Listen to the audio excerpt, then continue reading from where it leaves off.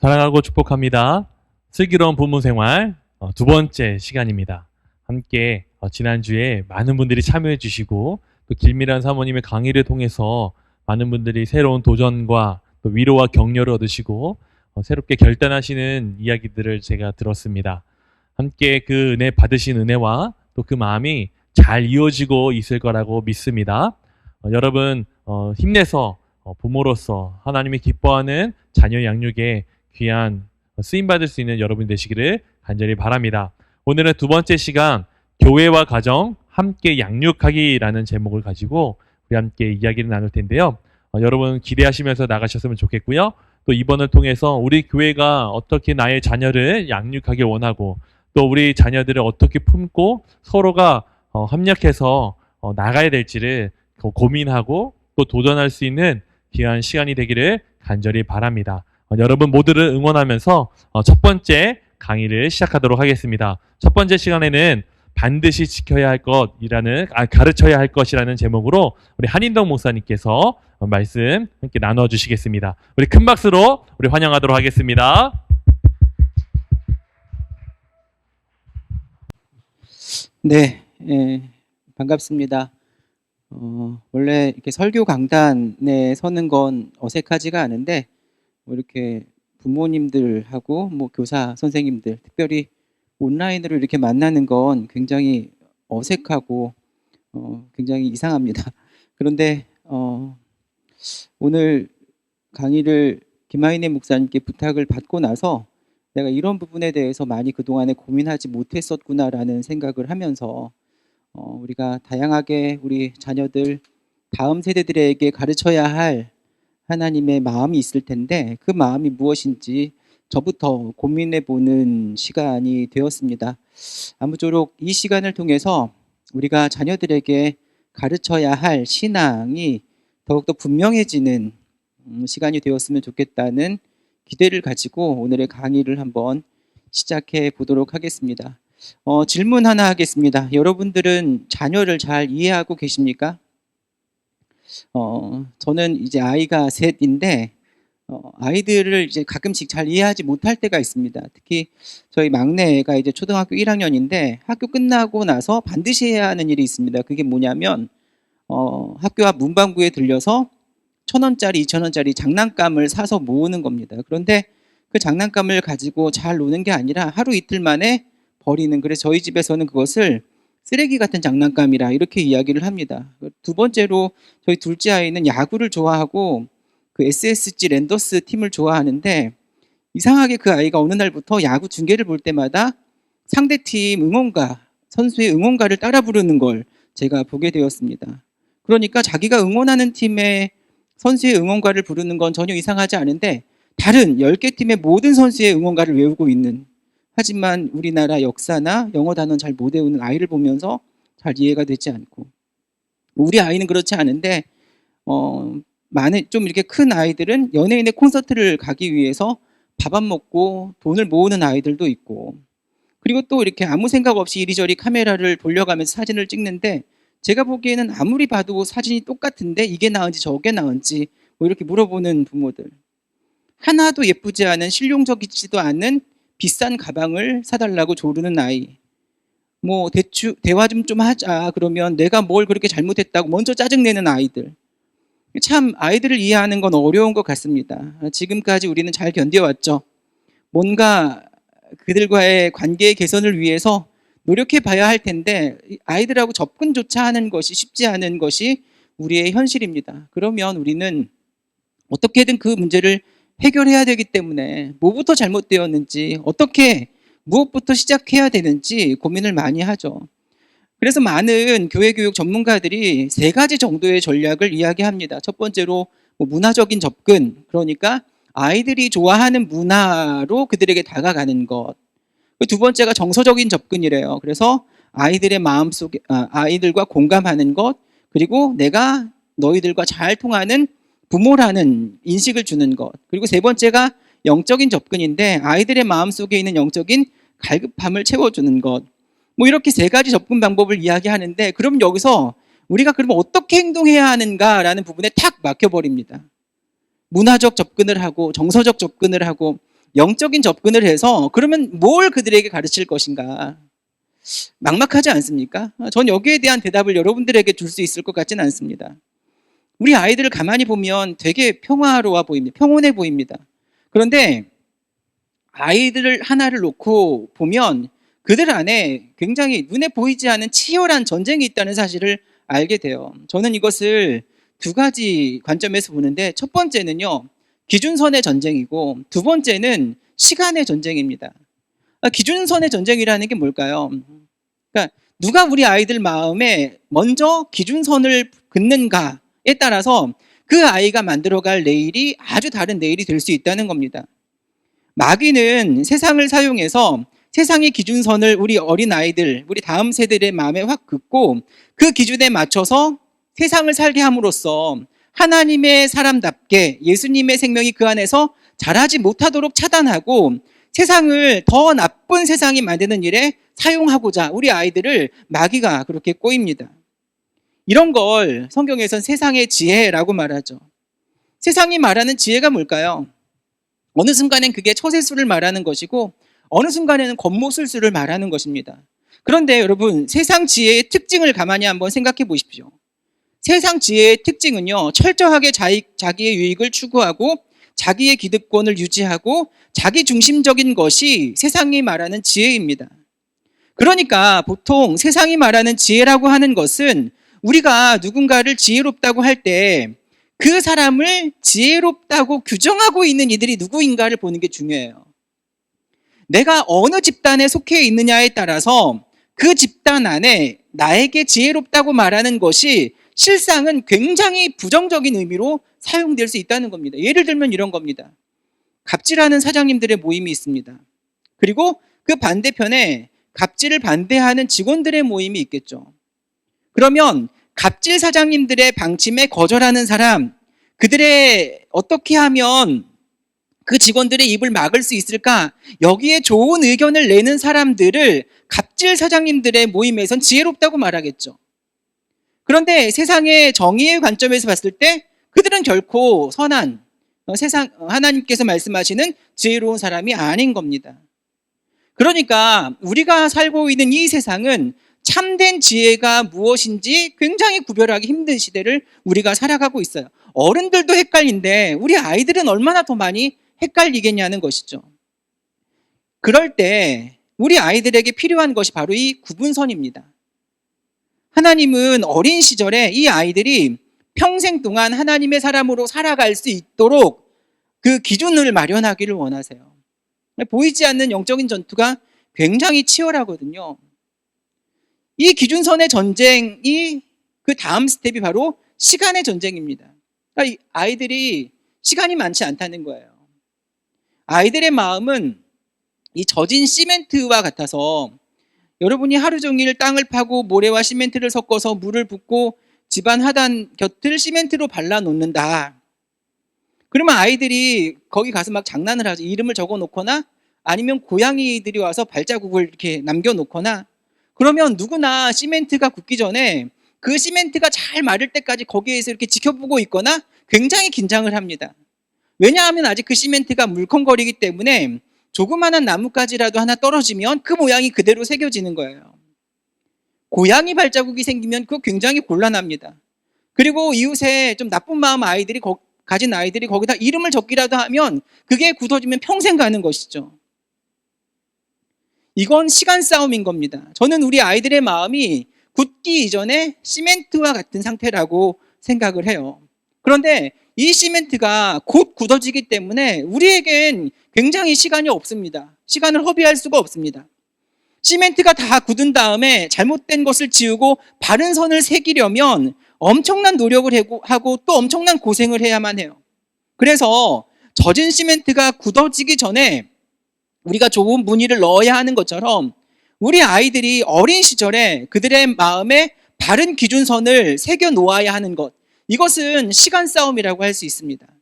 어떻게 해야 바른 기준선을 가지고 한평생 살며 바른 가정을 이루고 바른 세상을 이끌어 나갈 하나님의 백성이 그들이 될 수 있을까? 저는 오늘 말씀 한 절을 가지고 그 방법을 4가지로 설명해 드리도록 하겠습니다. 오늘 주제 성구가 이것입니다. 잠언 22장 6절이에요. 제가 한번 읽어보도록 하겠습니다. 마땅히 행할 길을 아이에게 가르치라. 그리하면 늙어서도 그것을 떠나지 아니하리라. 여러분, 기준선이 무엇입니까? 기준선은 마땅히 행할 길입니다. 마땅히 행할 길. 그가 할 수 있는 길이 아니고, 그가 하고 싶은 길이 아니고, 마땅히 걸어가야 할 길을 새겨놓는 것. 이게 바로 여러분 부모들의 사명이고, 우리 교회 학교 아이들을 맡은 교사들의 사명입니다. 아이들이 마땅히 가야 할 길을 가르치는 것. 그걸 언제 해야 하냐? 그것은 바로 아이의 때에 하는 겁니다. 아이에게 가르치라. 아직 어린 시절에 젖은 시멘트가 굳기 전에 우리 아이들의 마음속에 가장 먼저 가장 확실하게 새겨놓아야 할 기준을 마련해 줘라. 그럼 뭘 가르쳐야 됩니까? 저는 4가지를 말씀드리려고 해요. 여러분 꼭 기억하시길 바랍니다. 4가지. 이 기준이 확실하게 그어져 있으면 한평생 하나님의 사람도 아니고 세상 사람도 아니고 하나님 나라의 권세를 누리지도 못하고 세상도 마음껏 누리지 못하는 얼치기로 전락하게 될 것이거든요. 그러나 여러분들이 정말 여러분의 자녀들을, 여러분에게 맡겨진 우리 아이들을 사랑하신다면 아이들의 영적인 그 시멘트가 굳기 전에 이 4가지의 기준선을 확실하게 그들의 마음속에 새겨주시기를 바랍니다. 첫 번째 기준은 내가 누구인가 하는 겁니다. 내가 누구인가? 내가 누구인가? 우리 아이들이 누구인가? 나는 예수님의 사람이라는 거예요. 우리 아이들이 어려서 마음에 새겨야 할 첫 번째 기준은 나의 정체성에 관한 문제인데, 나는 누구인가? 나는 예수님의 사람이다. 이게 확실해야 합니다.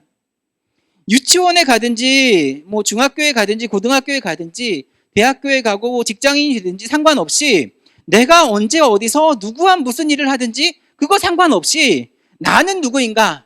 나는 예수님의 사람이다 라고 우리 아이들이 확실하게 말할 수 있어야 된다는 거예요. 그걸 잊지 말아야 합니다. 많은 아이들은 형용사와 명사를 구별하지 못하고 사용합니다. 그래서 너 나중에 커서 어떤 사람 되고 싶어? 그러면 신앙을 가진 아이들은 예수 믿는 연예인이 되고 싶고, 예수 믿는 기업가가 되고 싶고, 예수 믿는 정치인이 되고 싶고, 예수 믿는 어떤 사람이 되고 싶다, 이렇게 말합니다. 그런데 이것은 잘못된 기준선이죠. 우리는 예수 믿는 것이 우리의 삶을 수식할 수 있는 형용사가 아닙니다. 이건 명사입니다. 기업가로 하나님을 섬기고 세상을 섬기는 예수님의 사람, 연예인으로 하나님을 영화롭게 하고 세상을 기쁘게 하는 예수님의 사람. 저 같으면, 전 목사잖아요. 목사로서 하나님을 기쁘게 하고 세상을 축복하는 예수님의 사람, 하나님을 영화롭게 하고 세상을 축복하는 사람으로 살아가는 예수님의 사람. 그러니까 나는 예수님의 사람인 거예요. 유치원에 다니든지 초등학교에 다니든지 대학교에 다니든지 청년이든지 나는 아무것도 아닌 사람입니다. 그렇게 대답하는 사람을 만들면 우리는 아무것도 아닌 우리 인생을 위해서 헛심을 사는, 잘못된 인생을 사는 하나님의 사람들을 양육해내는 거예요. 나는 누구냐? 이 질문 앞에 우리는 항상 늘 예수님의 사람이다, 나는 예수님의 것이다, 그것이 확실하도록 우리 아이들에게 기준선을 남겨놓아야 합니다. 이게 첫 번째입니다. 두 번째 기준은 나는 왜 사는가 하는 겁니다. 왜 사십니까? 여러분, 우리 아이들이 왜 살아야 합니까? 내가 왜 살지? 이것이 젖은 시멘트 안에 분명한 기준선으로 새겨져 있어야 해요. 내가 왜 사는지에 대해서 모르는 사람은 내가 왜 공부하는지, 내가 왜 대학을 가야 하는지, 내가 왜 존경받고 훌륭한 사람이 되어야 하는지 아무것도 모른 채 물결치고 바람 부는 대로 이렇게 일렁이고 흘러가는 가랑잎이 될 수밖에 없습니다. 내가 왜 삽니까? 여러분 왜 사십니까? 답은 하나죠. 예수님을 위해 삽니다. 이 작은 나라 안에서 국회의원만 돼도 출세했다라고 말하는데 우리 아이들은 누구입니까? 왕 중의 왕, 만왕의 왕이신 하나님의 자녀들, 해가 뜨고 해가 지고 봄이 가고 여름이 오고 온 우주 만물을 다스리는 왕 중에 왕을 위해서 살아간다라고 하는 목표 의식이 없으면 세상에서도 천대받고 주님께도 멸시받는 시시한 인생이 되고 말 거예요. 내가 왜 사는가가 굉장히 중요합니다. 이건 우리 아이들 공부할 때도 굉장히 중요하죠. 내가 왜 공부하냐라고 말하는 아이들은 절대 공부 잘할 수 없습니다. 내가 왜 공부해야 하는가? 대학 가기 위해 공부하는 거 아니죠. 우리 하나님을 영화롭게 하고 세상을 축복하길 원하시는 하나님의 계획에 동참하게 하고자 우리는 그 공부를 하는 겁니다. 내가 왜 밥을 먹습니까? 예수님 위해 먹는 겁니다. 내가 왜 대학 갑니까? 예수님을 위해 대학 가는 겁니다. 내가 왜 건강해져야 합니까? 내가 왜 더 사람들에게 사랑을 받는 존재가 되어야 합니까? 예수님을 위해 그렇게 하는 겁니다. 내가 왜 부모님께 순종을 합니까? 예수님을 위해 순종하는 겁니다. 우리의 삶의 모든 이유는 단 하나, 예수님 때문입니다. 그러니까 이것이 분명해지면 하나님께서 우리에게 부여하신 인생의 목적이 굉장히 단순해집니다. 마태복음 5장 13절부터 나오는 빛과 소금의 이야기가 있어요. 우리 너무 잘 알죠. 그런데 빛이라는 존재는요, 자기를 위해 존재하는 게 아닙니다. 예수님이 우리에게 너희는 빛이다, 너희는 소금이다 라고 말씀하셨는데 빛은 타자를 위해 존재하는 것이죠. 그런데 마태복음 5장 13절에 너희는 세상의 소금이니 소금이 만일 그 맛을 잃으면 무엇으로 짜게 하리요? 후에는 아무 쓸데없어 다만 밖에 버려져 사람에게 밟힐 뿐이라. 우리는 보통 이 말씀을 그동안에 어떻게 해석해 왔는가 하면 소금은 부패를 방지하는 것이다. 그래서 이 사회의 부패와 타락을 방지하고 막아내는 것이 하나님의 사람들에게 부여된 사명이다, 이렇게 가르쳤거든요. 그런데 13절 말씀에서 가장 중요한 구절은요, 맛을 잃으면이라는 구절이에요. 맛을 잃으면. 너희는 세상이니, 너희는 세상의 소금이니 라고 말씀하셨을 때 예수님이 정말 하고 싶으셨던 말씀은요, 맛을 잃으면이라는 말이에요. 맛을 잃으면 어떻게 된다고요? 맛을 잃으면 밖에 버려지게 된다는 겁니다. 아무 쓸데가 없다는 겁니다. 예수님의 제자됨이라는 것은 여러분, 제자로 임명받았다고 해서 계속 그 정체성이 유지되는 것이 아니라 상실될 수도 있는 겁니다. 주님의 자녀됨의 주의도 마찬가지입니다. 상실될 수도 있는 정체성인 거예요. 우리가 맛을 유지하기 위해서 분투하지 않으면 우리는 그 맛을 잃어버릴 수가 있는 겁니다. 현대신학자 가운데 몰트만이라는 사람이 이런 이야기를 했습니다. 매 시대마다 교회가 처할 수 있는 위기가 있다. 하나는 정체성의 위기이고 하나는 상관성의 위기이다. 정체성의 위기라는 것은 그게 뭔가 하면 그리스도의 몸된 교회, 예수의 제자와 하나님의 백성이라고 하는 그 정체성을 우리가 잊어버릴 수 있다는 거예요. 또 하나는 세상 속에서 세상과의 관계를 상실할 수 있다는 겁니다. 이게 상관성입니다. 오늘날 우리 기독교 신앙과 복음이라고 하는 것이 이 땅과 실제적으로 만나고 이 땅의 실제적인 유익이 되어야 할 텐데 세상과 무관하게 교회가 존재할 수 있다는 거예요. 세상과 무관한 하나님의 백성들이 존재할 수 있다는 거예요. 왜요? 왜 사느냐? 그 질문을 잃어버린 사람들.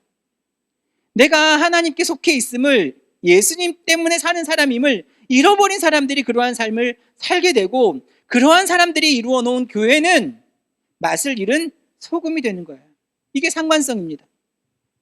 오늘날 우리의 기독교 신앙과 복음이라고 하는 것이 이 땅에 실제적으로 만나고, 이 땅과 실제적으로 만나고 이 땅에 실제적인 유익이 되어야 할 텐데 세상과 무관한 교회로 존재할 수 있다. 세상과 무관한 하나님의 백성으로 우리 아이들이 살아갈 수 있다. 그러면 우리가 그 상관성의 위기에 빠지게 되는 것입니다. 그러니까 교회가 지금 욕먹고 있는 이유가 바로 여기에 있는 것이죠. 여러분 왜 사십니까? 예수님 때문에 사는 겁니다. 우리 아이들에게도 질문을 던졌을 때 너희들 왜 사니? 라고 물어보면 예수님 때문에 산다라고 대답할 수 있어야 돼요. 세 번째 기준선입니다. 나는 어떻게 살아야 하는가? 나는 어떻게 살아야 하는지 모르기 때문에 우리 아이들이 다른 사람들이 하는 대로 휩쓸려 가는 겁니다. 이게 좋다 말하면 이리로 휩쓸려 가고, 저게 좋다고 하면 저기로 휩쓸리게 되고, 다른 사람들이 한 사람을 왕따시키면 나도 그 사람들에게 왕따 당하지 않으려고 남을 미워하는 일에 동참하게 되는 겁니다. 우리 아이들이 그렇죠. 다른 사람들이 다 욕을 하면, 욕을 하지 않으면 소외되기 때문에 그들과 함께 어울려서 다른 사람을 욕하죠. 주일에 교회에서 열심히 찬양하는 그 입을 가지고 학교에 가서는 똑같이 남을 욕하는 데 사용하는 겁니다. 왜 그럴까요? 내가 어떻게 살아야 하는지를 모르기 때문입니다. 내가 어떻게 살아야 할지를 모르는 크리스천들이 이 땅에 너무 많이 존재하니까 세상이 바뀌지 않는 거 아닐까? 그런 생각을 합니다. 우리나라 국회의원들 전부가 크리스천이 된다고 해서 이 땅이 달라질까요? 국가조찬기도회에 우리나라 정치인들이 전체가 다 90% 이상이 참석한다 했을 때 이 나라 달라질까요? 아니죠. 명목상의 크리스천들로 이 세상 바뀌지 않습니다. 내가 어떻게 살아야 할지를 아는 그 한 사람 때문에 세상이 바뀌는 겁니다. 내가 어떻게 살아야 하나? 답이 뭘까요? 예수님처럼입니다. 예수님처럼. 예수님이 하셨던 것처럼 우리의 삶의 원리는 하나입니다. 예수님이라면 어떻게 하셨을까? 죄의 유혹이 찾아올 때, 이런 어려움이 찾아올 때 예수님이라면 어떻게 하셨을까? 이것을 어린 시절부터 생각할 수 있도록 젖은 시멘트의 분명한 기준을 우리가 마련해 줘야 돼요. 삶의 목표와 삶의 지향도 예수님처럼 생각하는 아이들을 우리가 만들어 가야 합니다. 하나님 나라의 비유 가운데 그런 게 있죠. 예수님이 이 땅에 오셔서 복음 사역을 감당하실 때 그들에게 주셨던 메시지의 핵심은 하나님 나라였습니다. 이 땅에 하나님의 통치와 다스림이 임하는 나라가 이루어지길 원하셨죠. 그러면서 주셨던 비유 가운데 하나가 겨자씨의 비유입니다. 우린 겨자씨 꿈터잖아요. 이 겨자씨의 비유를 우리는 잘 기억하고 있어야 돼요. 겨자씨가 뿌려질 때에는 아주 작은 것이잖아요. 그런데 그게 자라게 되면 그 나무의 크기가 작게는 2m에서 3m까지 자란다고 합니다. 그러면 그 나무의 존재 이유는 뭡니까? 그게 그렇게 성장하는 것 자체가 그 나무의 존재 이유가 아닙니다. 예수님이 말씀하신 그 나무의 존재 이유는 거기에 와서 새들이 깃든다는 거예요. 여기에 이제 그 공간복음에 나와 있는 의미에서 새라고 하는 말은 유대 묵시문학의 관점에서 볼 때 이방인을 가리키는 것이거든요. 그러니까 예수님은 하나님 나라를 어떻게 설명하는가 하면 작은 씨가 뿌려져서 성장하게 되는데 여기에 중요한 것이 나무가 성장하는 것 자체가 목적이 아니라는 거예요. 우리 이거 잘 기억하셔야 됩니다. 겨자씨 꿈터는 특히 이거 잘 기억해야 합니다. 나무가 성장하는 게 목적이 아니라 성장해서 누구에게 유익을 끼치는가? 누구예요? 새들이 와서 그 가지에 깃드는 겁니다. 항상 예수님의 말씀은 예수의 제자, 하나님의 백성은 스스로를 위해 존재하는 것이 아니라 스스로가 하나님의 통치 안에 머물면서 풍요로움을 누리는 동시에 하나님의 백성이 존재하는 것이 반드시 누군가에게 유익을 끼칠 수 있어야 된다는 것을 강조하십니다. 온전한 의미에서 기독교 신앙인의 탄생은요, 온전한 하나님의 사람이 하나 이렇게 딱 등장하는 것이요, 공공의 선을 향상시키는 데 일조해야 된다는 겁니다. 하나님을 온전히 믿는 사람이 하나 늘어가는 게 이 나라의 유익이 되어야 한다는 거예요. 교회만 좋아서는 안 된다는 겁니다. 나에게만 유익한 회심은 불완전한 회심이 되는 겁니다. 우리 아이들 그냥 예수 잘 믿고 예배 잘 참석하고 찬송 잘 부르고 성경 많이 아는 거 거기에 머무르면 안 된다는 거예요. 기독교 역사에 보면 요한 웨슬리나 조나단 에드워드나 찰스 피니냐 이런 사람들이 부흥운동을 일으킬 때마다요, 어떤 현상이 벌어지는가 하면 그 회심한 많은 사람들 때문에 공동체가 유익을 얻게 되는 겁니다. 폭력적인 기질의 사람들이 바뀌어지고 거짓말을 밥 먹듯 했던 사람들이 정직해지고 그렇게 되면 회심한 것은 그 사람 하나이지만 그 회심한 사람 때문에 공동체와 가족이 유익을 당하게 된다는 거예요. 그러니까 온전한 의미에서 기독교 신앙인의 탄생은 사회 전체의 공공선을 높이는 일이 되는 겁니다.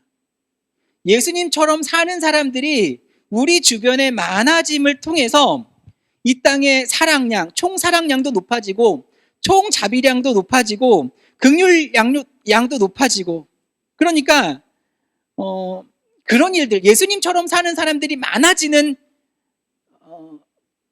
많은 교회들은 어떻게 될까요? 막 지역사회에서 서로 유치하기 위해 막 애쓰겠죠. 그런 교회가 들어오는 게 지역사회에 굉장히 큰 유익이 되는 것이거든요. 그러니까 그 지역에 그렇게 건강한 예수님처럼 사는 사람들이 많이 모여있는 교회가 세워지는 건 그 땅에 엄청난 축복인 겁니다. 그런데 지금은 교회가 어떤 인식을 받고 있습니까? 혐오시설 같은 느낌 받잖아요. 그렇게 살지 못하기 때문에. 예수님처럼 사는 사람들이 많은 교회가 드물기 때문에 우리에게 교회가 전혀 도움이 되지 않는다고 말합니다. 마지막 네 번째입니다. 나는 무슨 힘으로 사는가? 우리가 아무리 바른 생각을 가졌어도 예수님 때문에 예수님처럼 살겠다라고 다짐을 해도요, 그 생각을 실행할 수 있는 힘이 없으면 소용이 없습니다. 나는 무슨 힘으로 살지? 예수님처럼 살아야 되는데, 예수님 때문에 살아야 되는데 어떻게 그렇게 살지? 그거는 언제 가능한가 하면 내 안에 살아계시는 예수님의 능력으로 산다는 것을 고백할 때 가능해지는 일이에요. 우리가 부활절이 되면 굉장히 기뻐합니다. 축하하죠. 왜냐하면 예수님이 다시 사셨다는 것을 우리가 복음으로 받기 때문인데, 그런데 부활절 다음 날부터 아무런 이 부활과 아무런 상관없는 삶을 살아간다면 부활이 우리에겐 더 이상 아무 의미가 없겠죠. 예수님이 부활절에만 살아나시는 거 아니잖아요. 지금도 이 시간에도 이 순간에도 내 안에 살아계시고 그 예수님께서 내 삶에 힘이 되시기 때문에 부활이 의미가 있는 겁니다. 질문하겠습니다. 여러분, 우리는 무슨 힘으로 삽니까? 예수님의 힘으로 삽니다. 예수님의 힘으로 삽니다. 우리는 절대로 오래 참지 못합니다. 그런데 예수님이 그렇게 하실 수 있으니까 우리는 오래 참습니다. 우리가 어떻게 원수를 사랑할 수 있습니까? 나는 원수를 사랑할 수 없지만 예수님이 원수를 사랑할 수 있기 때문에 우리가 그 힘으로 원수를 사랑할 수 있는 겁니다. 내가 어떻게 다른 일을 시기하고 질투하지 않을 수 있습니까? 예수님이 시기하지 않으시고 질투하지 않으시니까 그 예수의 힘으로 사는 내가 시기하지 않고 질투하지 않을 수 있는 거예요. 내 안에 계신 예수님이 나의 힘이 되시는 그 예수님의 힘으로 사는 법이 바로 우리가 다음 세대들에게 그어줘야 할 네 번째 기준선입니다. 이걸 누가 보여줘야 합니까? 누가 가르쳐야 합니까? 우리가 가르쳐야 됩니다. 저와 여러분이 가르쳐야 합니다. 우리 선생님들이, 우리 부모님들이 우리 아이들에게 가르쳐야 합니다. 말로써 가르치는 게 아니라 여러분의 삶으로 가르쳐야 합니다. 출애굽기 12장 26절에 보면 이제 이스라엘이 출애굽할 때 바로의 마음이 강팍해져서 그 백성을 놓아주지 않죠. 그때 그 땅에 10가지 재앙이 내려집니다. 그런데 그 10번째 재앙, 장자의 죽음 이전에 그 화가 이스라엘 백성들에게 미쳐지지 않기 위해서 문인방과 문설주에 어린 양의 피를 바르라고 하잖아요. 그리고 나서 모세가 이렇게 말하는 겁니다. 너희는 이 일을 규례로 삼아 너희와 너희 자손이 영원히 지킬 것이니 너희는 여호와께서 허락하신 대로 너희에게 주시는 땅에 이를 때에 이 예식을 지킬 것이라. 이후에 너희의 자녀가 묻기를 이 예식이 무슨 뜻이냐 묻거든, 이렇게 말하거든요. 그러니까 부모들이 하나님의 말씀에 순종해서 그 일을 행하고, 그리고 자녀들이 나중에 그 모습을 기억하면서 부모들에게 질문하는 겁니다. 이 예식이 도대체 무슨 의미냐고. 그러면 그때 부모가 자녀들에게 그 내용을 쭉 설명하는 겁니다. 하나님의 말씀과 의도와 계획하심을 쭉 설명하면 그게 교육이 되는 겁니다. 이건요, 이스라엘 백성들이 홍해를 건널 때에도, 요단강을 건널 때에도 마찬가지였어요. 그 강을 건너고 난 다음에 거기서 가져온 돌 12개를 이렇게 쌓잖아요. 그 돌에 탑을 쌓는 이유가 뭡니까? 그게 다른 의도가 아니라 그 후손들이, 자녀들이 그 돌을 보고 질문하는 거예요. 이 돌들이 뭐예요? 그러면 이제 부모님들이 신나서 설명하겠죠. 그때 하나님께서 우리 민족을 구원해 주셨던 놀라운 일을 우리가 경험했던 거야. 그걸 우리가 잊지 않기 위해 여기 돌을 쌓은 거야. 우리가 옛날에 요단강을 건너면서 들고 온 돌이야. 그때 하나님이 우리를 구원하셨지. 그걸 잊지 않으라고 우리가 세워놓은 거야. 저는요, 우리 가정과 우리 교회가 진짜 건강하려면 우리 가정 안에, 교회 안에 이러한 질문거리가 많아져야 한다고 생각을 해요. 지금 당장 우리가 가정에서 우리 가정 예배 드리자라고 말했을 때, 엄마 왜 우리는 가정에서 예배를 드려야 해? 라고 물으면 우리는 그렇게 대답을 해주는 거예요. 왜 우리가 가정 예배를 드려야 하는지. 또 교회 안에 장애인이 없다 해도 장애인들이 예배 드릴 만한 곳을 확보해 놓고 식당에도 그러한 시설들을 해놓으면 우리 아이들이 왜 이런 거 해놨어요? 라고 질문하겠죠. 그러면 하나님께서는 약자를 더 긍휼한 마음으로 돌보기를 원하셔. 우리가 이런 일을 하는 것을 하나님께서 기뻐하셔 라고 하면 아이들이 그걸 깨닫겠죠. 하나님은 우리가 약한 자를 돕고 그들에게 긍휼한 마음으로 베풀기를 원하시는구나. 아무리 성경을 읽어주고 그들에게 성경적인 지식을 가르친다고 해도 그 마음속에 새겨지지 않는 하나님의 메시지가 그때 비로소 그 질문과 대답을 통해서 온전히 새겨지게 되는 거예요. 어떤 설교보다 저는 강력한 메시지가 그 안에 담겨진다라고 생각을 합니다. 그러니까 자녀 세대의 신앙 교육은요, 교회 안에서 이루어지는 건 아니라고 생각합니다. 우리의 일상에서 이루어지는 겁니다. 교육은 그래서 문화라고 생각해요. 우리 주한교회가 가장 중요하게 생각하는 사역이 바로 가정입니다. 이게 아마 2010년 정도에 저희가 그 목기 세미나에 가서 우리 교회가 앞으로 하나님께서 오시는 그날까지 감당해야 할 사역에 대한 슬로건을 정할 때 그때 담임 목사님께서 말씀하신 내용이 바로 가정을 세우고 세상을 섬기는 이었어요. 가정이 온전히 세워져야 우리의 신앙이 건강해질 수 있다는 거예요. 신앙이 건강해지고 하나님께서 우리에게 맡겨주신 선교의 사명도 온전히 감당하게 될 것이라는 것이죠. 그러니까 그 출발점은 가정입니다. 믿는 남편과 아내가 믿는 자녀들과 함께 아름다운 가정을 꾸리는 것만큼 저는 이 시대에 중요한 것은 없다고 생각을 합니다. 우리가 어떤 일을 감당하든지 내가 교사의 일을 감당하고 있다면 교사로서 하나님 나라를 확장시켜 나가는 일에 애써야 되는 것이고, 자녀는 자녀 나름대로 학생의 위치에서 그 하나님께서 나를 두신 그 자리에서 하나님의 사람답게 살아가는 그 모습을 통해서 하나님 나라를 확장시켜가고, 저는 목회자잖아요. 그러니까 굉장히 사명감에 불타고 있습니다. 끊임없이 이 노력을 감당하고 있어요. 그런데 내가 머무는 곳에서 하나님의 사역을 감당하는 것을 가만히 생각해 보면 이것은 아웃풋이죠. 뭔가 에너지를 계속 발산해내는 일입니다. 우리가 그렇게 살아가는 것이요. 그런데 우리는 계속 발산하고만 살아갈 수는 없잖아요. 인풋이 있어야 되잖아요. 인풋이 있어야 하는데 저는 그 인풋이 일어나는 곳이 어디냐? 가정이고 교회라고 생각합니다. 가정이고 교회. 그런데 오늘날 중요한 게 뭐예요? 가정이 많이 붕괴되고 있죠. 교회가 교회다운 사명을 제대로 감당하지 못하고 있죠. 그러니까 이 땅의 신앙의 위기라고 말하는 것이 다른 데서 오는 것이 아닙니다. 이 인풋을 얻을 수 있는 가정과 교회의 심각한 문제들 때문에,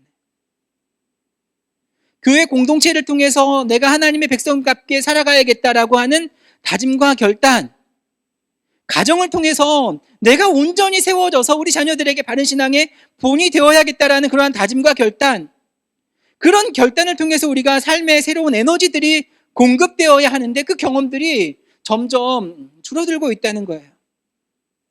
그러니까 어떻게 됩니까? 대부분의 신앙인들이 습관적으로 교회에 나오는 겁니다.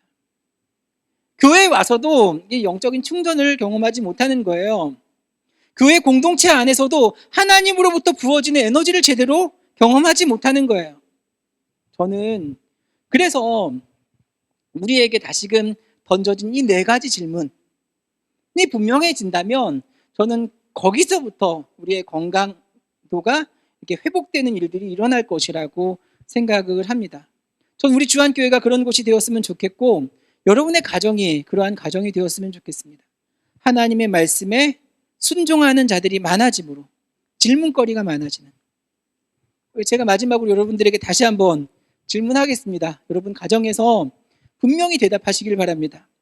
여러분, 나는 누구입니까? 예수님의 사람 맞습니까? 나는 왜 삽니까?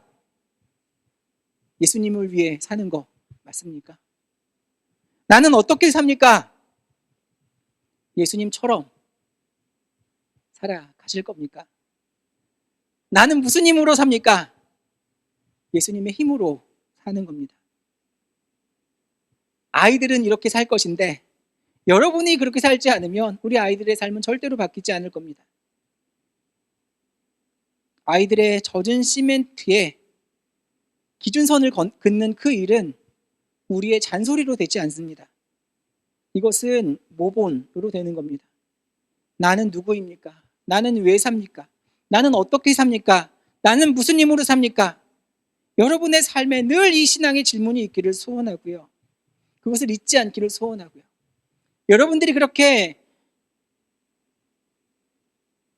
치열하게 세상 가운데 그 질문을 붙들고 분투하며 살아갈 때에 그 모습을 보고 우리 아이들이 삶의 기준선을 정하게 될 겁니다. 주님께서 기뻐하시는 하나님의 거룩한 백성이 될 겁니다.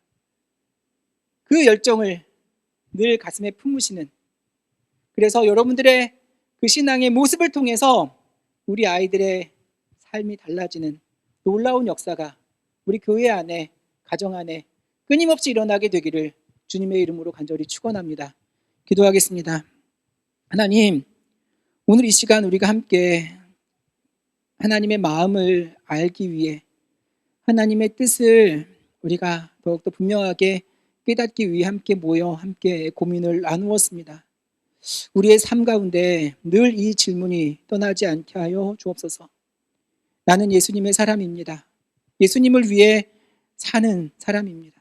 예수님처럼 사는 사람입니다. 예수님의 힘으로 사는 사람입니다. 우리 사랑하는 주한교회 모든 부모와 모든 선생님들이 이 질문과 이 대답을 온전히 이 땅 가운데 살아냄을 통하여 우리 자녀들에게, 우리 다음 세대들에게 주님께서 우리를 통해 이루기를 원하시는 거룩한 뜻을 구현해내 보이는 귀한 모범의 삶을 살아내는, 그리하여서 우리 공동체가 정말로 주님께서 기뻐하시는 빛과 소금의 역할을 온전히 감당할 수 있도록 우리를 들어 사용하여 주시옵소서. 그러하실 것을 믿고 감사드리며 예수님의 이름으로 기도합니다. 아멘.